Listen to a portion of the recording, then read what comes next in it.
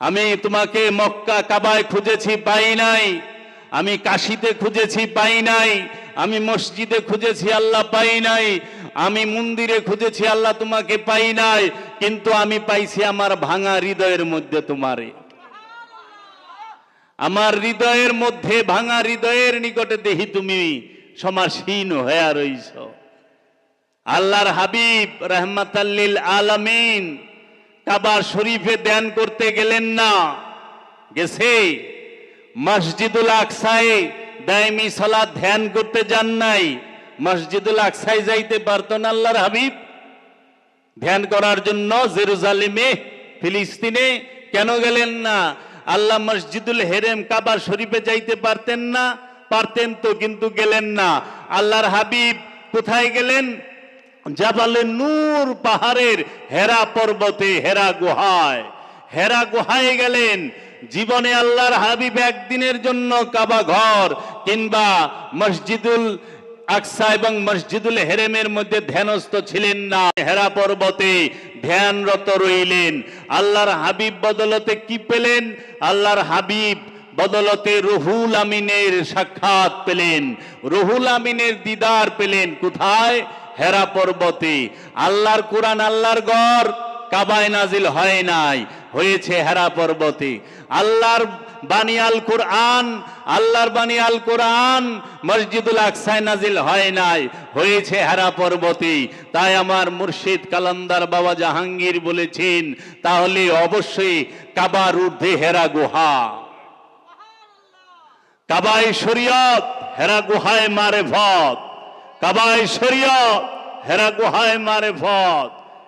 কাবার মধ্যে আল্লাহর কোরআনের আয়াত নাজিল হয় নাই, হেরা পর্বতে স্বয়ং রুহুল আমিন এসেছে। তাহলে সেই হেরা পর্বতের শিক্ষা আমাদেরকে গ্রহণ করতে হবে। যদি আমরা রহস্য জগতের সন্ধান চাই, যদি আমরা নিজেকে চিনতে চাই, নিজেকে জানতে চাই, অবশ্যই হেরা পর্বতের শিক্ষা নিতে হবে। আমরা দেখি আল্লাহর হাবিব হেরা পর্বতে গেছে, আমরা দেখি মুসা কালিমুল্লাহ সে তুর পাহাড়ে গেছে, আমরা দেখি মা মরিয়ম মেহরাবে গেছে, আমরা দেখি কাহাববাসী কাহাব গুহায় গেছে, আমরা দেখি ইউনুস নবী মাছের পেটে গেছে। একজন নবীরে দেখলাম না মসজিদুল হেরেম এবং মসজিদুল আকসায় ধ্যানস্থ হইতে, মুরাকাবায় বসতে। দেখছেন কেউ? না।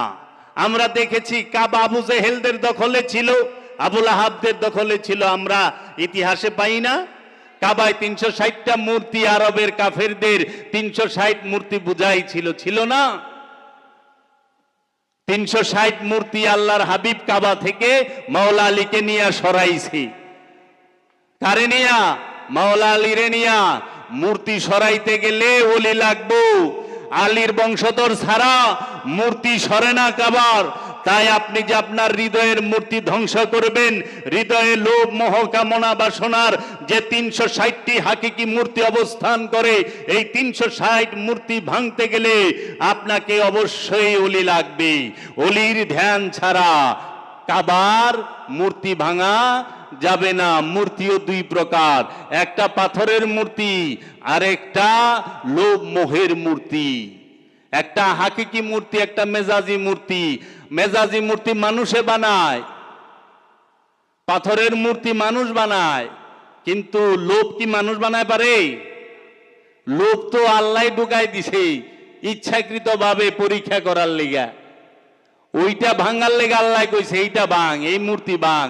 ওখানে আমরা যাই ধাপুর দুপুর পাথরের মূর্তি তো বাইরে ভাঙবার লইছি, কিন্তু মনের মূর্তি অহংকার ভাঙা পারি না। অহংকার ভাঙা পারে, লোভ ভাঙতে পারে না।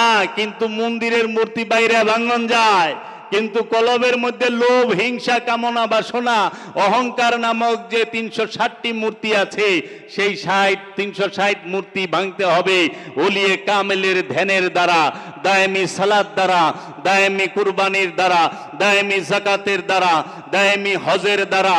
এর জন্য সিয়ামের মাস মাহে রমাদান, রহমতের মাস, বরকতের মাস। এই রমজান মাসে আমাদের উদ্দেশ্য এবং লক্ষ্যই থাকবে কলবের মধ্যে যে 360টি হাকিকি মূর্তি আছে, একে একে এই সিয়ামের মাধ্যমে এক একটি মূর্তি ভেঙে ফেলা। মূর্তি ভাঙার অপর নামই হচ্ছে সিয়াম। মূর্তি ভাঙার অপর নামই সিয়াম। অনেক মনের মূর্তি তো ভাঙবার মন চায় না। লোভ মানুষকে জাহান্নামে নেয়। পাথরের মূর্তি জাহান্নামে নিতে পারে? এরে তো লড়ানি লাগে মানুষের কান্দে সরায়া, বেচারারে ডুবাইব তারপরও কান্দে লন লাগে। হ্যাঁ, নিষ্ক্রিয় অথর্ব, সে নিজে চলতে পারে না, পাথরের মূর্তি কারো লাভ ক্ষতি কিছুই করতে পারে না। কিন্তু মনের মধ্যে লোভ নামক মূর্তি একটা মানুষের, একটা গ্রামের, একটা সমাজের, একটা শহরের, একটা দেশের মানচিত্র ঘুরাই দিতে পারে। আমরা কি দেখি নাই লোভে পইরা ভারতবর্ষ দখল করতে? 200 বছর গোলামি করেন নাই ইংরেজের? তো এটা তো লোভে করছে। হিটলার যে 2 কোটি মানুষ মারছে, এটা কি প্রেমে না লোভে? তো ইরাক আফগান ধ্বংস হইলো তো লোভে। তো লোভের মূর্তি বড় না পাথরের মূর্তি বড়? তাহলে পাথরের মূর্তির থাকলে কোনো ক্ষতি হয় না মানুষের, কিন্তু লোভ নামক মূর্তি থাকলে ভয়ঙ্কর ক্ষতি হয়। অনেক লোভের মূর্তি ভাঙবার চায় না, পাথরের মূর্তি ভাঙবার চায়। দুটোটাই মূর্তি। এই মূর্তি ভাঙার অপর নামই হচ্ছে সিয়াম। এখন কে কয়টা মূর্তি ভাঙতে পারছেন কোন? সারাদিন না খায় থেকে মূর্তি ভাঙন যায় না। সারাদিন গুরুর ধ্যান করলে, দায়মি সলাৎ করলে, রবের জিকির করলে, রসুলের ধ্যান করলে মূর্তি ভাঙা যায়। তাই সাহাবায়ে কেরাম সব সময় রসুলের ধ্যান করেছে।